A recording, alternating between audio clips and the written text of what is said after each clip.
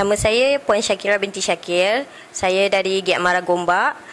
Di Giat Mara Gombak terdapat 3 kursus yang ditawarkan. Pertama, teknologi penyejuk bekuan dan penyaman udara. Kedua, fashion and dressmaking. Dan yang ketiga, holistik dan wellness spa. Syarat kelayakan untuk memasuki Giat Mara tak terlalu ketat.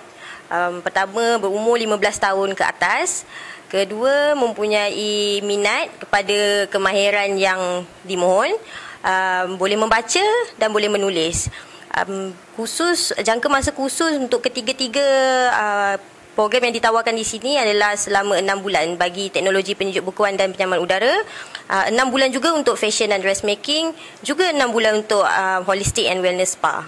Untuk peluang kerjaya bagi pelatih-pelatih lepasan pelatih-pelatih holistik dan wellness spa ni, kita banyak memberi penekanan kepada kerjaya bersama industri ataupun membuka perniagaan sendiri, sebab yang kita sedia maklum dekat Malaysia ni kita kekurangan IPTA atau IPTS yang menawarkan program-program untuk khusus spa ni.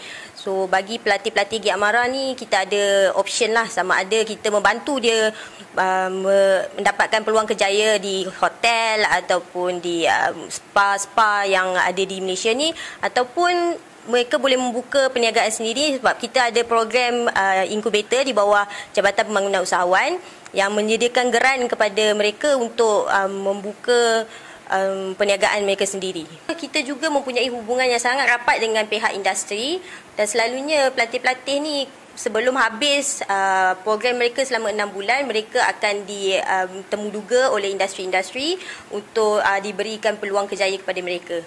Saya menyeru kepada semua yang di luar sana yang berminat untuk belajar kemahiran yang terdapat di Giat Mara Gombak ni, bolehlah datang ke sini dan boleh lihat sendiri bagaimana proses pembelajaran yang dijalankan di sini.